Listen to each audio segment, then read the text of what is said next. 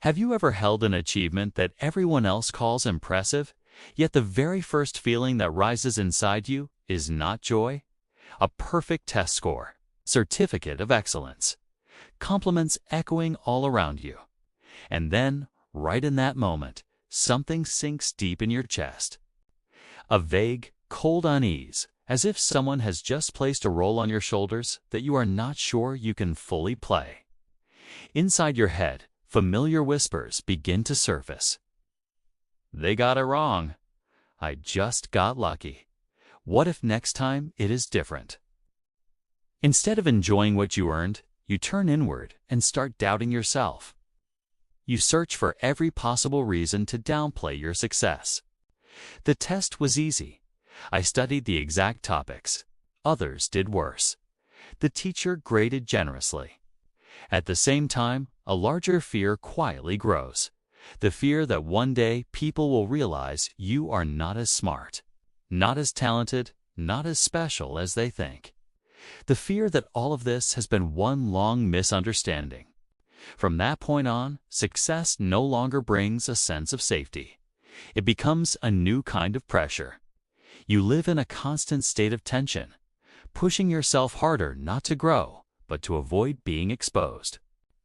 You are like someone standing under bright stage lights, smiling at the right moments, saying the right lines. While inside, you are only hoping the show will end before anyone notices you do not belong there. If these thoughts feel familiar, then this video is not here to teach you how to score higher or achieve even more. Today, we slow down and talk about the hidden side of achievement, the place where insecurity hides behind praise. We are going to name a psychological state that many people carry for years without ever realizing it. It is called imposter syndrome. Take a deep breath, put on your headphones, and allow yourself to step into this conversation honestly, without judgment. We grow up in an environment where achievement is not only recognized, but displayed. Everything can be measured, ranked, and compared. Grades, awards, certificates, personal profiles neatly packaged like miniature resumes, ready to be placed under the spotlight. All it takes is opening social media. You see success stories everywhere. People your age winning full scholarships. Nearly perfect report cards. Achievements posted with humble captions that still carry weight. In that constant stream, it becomes easy to ask yourself, where am I? And worse, if I am not at the top, do I even have value? Slowly, an invisible ruler forms in our minds. No one teaches it, yet everyone understands it. You have to be better. You have to stand out. You have to prove something. And if you do not, you begin to feel like you are falling behind, even when in reality you are still moving forward day by day. The most dangerous moment is when your self-worth becomes tightly bound to outcomes. When success turns into a condition for acceptance, and failure, even a small one, is enough to make you doubt your entire identity. You stop seeing achievements as milestones and start seeing them as endless tests, where every success only leads to a new worry. Can I keep this up? It is in this kind of environment that imposter syndrome finds room to grow. It does not appear because you are weak, but because you have lived too long under the pressure to prove that you deserve your place. When everyone around you seems confident and brilliant, it becomes easy to believe that you are the only one struggling, pretending, lost in a crowd of people who are truly capable. But the truth is, many of the people around you carry the same fear. They just do not talk about it. The paradox is that imposter syndrome rarely targets people who are lazy or indifferent. It does not cling to those who do not care whether they perform well. Instead, it often shows up in people who are genuinely capable, people who work hard, set high standards for themselves, and constantly want to do better than yesterday. The further you go, the stronger the self-doubt becomes. Each step forward does not bring confidence, but a new question. Am I really good enough to be here? you begin to notice how much you still do not know, how real your limitations are, and that awareness makes you feel small among those around you. It is like climbing a tall mountain. At the base, you only see the path ahead. But the higher you climb, the wider your view becomes, and the more you realize how deep the drop below really is. Not because you have grown weaker, but because you understand the risks more clearly. Many people who feel this way believe they are alone. In reality, psychological research shows that most people, including those considered highly successful, experience imposter syndrome at least once in their lives. Leading professors, scientists, famous authors, many of them have lived with the fear of being exposed as undeserving of the position they hold. So that feeling is not proof of incompetence. It is a sign that you are stepping outside your comfort zone, learning and growing. The issue is not your ability, but the way you interpret your own success and failure. And to understand how this plays out in everyday life, let us look at a very familiar story. The story of someone who seems to have no reason to doubt themselves at all. Meet Alex. On paper, Alex is the kind of student every teacher hopes to have, consistently near the top of the class. Trusted by teachers, respected by classmates. Most recently, Alex won a high-level award in an important school-wide exam, an achievement big enough to make the entire auditorium stand and applaud.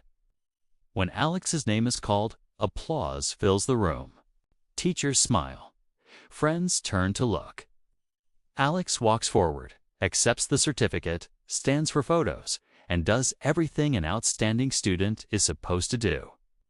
But inside Alex, everything feels different. His hands are cold. His heart races. One thought repeats over and over. I just got lucky. The questions matched what I studied. The hardest problem turned out to be familiar.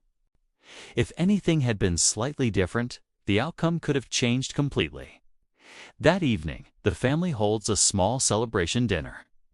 Alex's father says that with this achievement, the door to a good university is practically wide open. The words are meant as encouragement, but to Alex, they sound like a warning, a new expectation, a higher standard he is not sure he can maintain. Alex excuses himself early and goes up to his room. He closes the door, sits on the floor with his back against the bed, and stares at the stack of books on his desk. A wave of nausea rises. Not from fear of failure, but from fear of being exposed. Fear that one day everyone will realize Alex is not as smart as they think, not as special as the applause once made him seem. From that day on, Alex studies more, but without ease. Late nights are no longer driven by passion, but by anxiety. He repeats old exercises again and again, not to understand them better, but to avoid mistakes. Every compliment is brushed aside. Every success brings only one feeling: temporary safety. Alex is like an actor standing on stage, continuing to play a role the audience believes in more and more, while he grows increasingly afraid that he will forget his lines. Alex's story is not about humility. It's about a distorted way of seeing oneself. In psychology, this pattern is called attribution bias. When things go well, Alex credits luck, circumstances, or factors outside his control. But the moment something goes wrong, he turns inward and blames himself. I was never good enough to begin with. Over time, this way of thinking becomes a familiar loop. Anxiety leads to overpreparation or burnout. Good results bring relief, not joy. And once that relief fades, fear about the next test returns, stronger than before. Biologically, people with imposter syndrome often do not know how to celebrate success. Instead of releasing dopamine, the neurotransmitter that creates satisfaction, the brain keeps cortisol levels high, leaving the body in a constant state of alert. Success no longer signals safety. It becomes a reminder of how much there is to lose. The problem is not your ability. It is the lens you use to view yourself.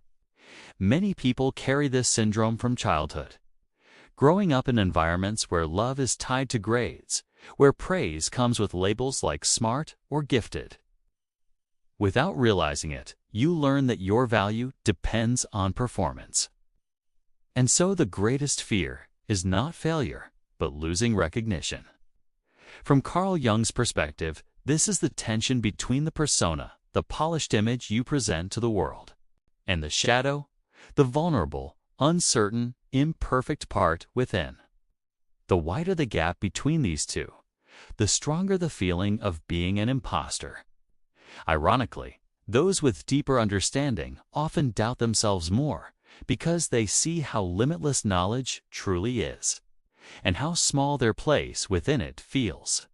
Philosophy has long reminded us that this pain comes from the illusion of perfection. We compare our messy behind the scenes to the carefully curated highlights of others. Socrates once said he was wise because he knew that he knew nothing. If that is the case, then feeling incomplete, unfinished, is simply a deeply human response. Stoicism offers a simple insight as well. We suffer because we try to control how others see us. In reality, most people are far more occupied with their own worries than with judging your perfection.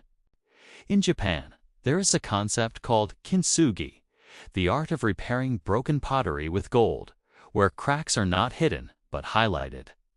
Those fractures are what make the object unique. People are the same. Flaws and doubts are not proof that you are a fraud. They are where growth begins. Healing from imposter syndrome does not require a sudden transformation. It starts with small shifts. Learning to separate feelings from facts. Acknowledging effort, not just outcomes. Recognizing the critical voice in your head as a phenomenon, not your identity. Allow yourself to say, "I do not know yet." That sentence does not make you weaker. It frees you from the burden of perfection. You are not an imposter. You are not the product of random luck. You are the sum of quiet efforts, of moments of doubt where you still chose to move forward.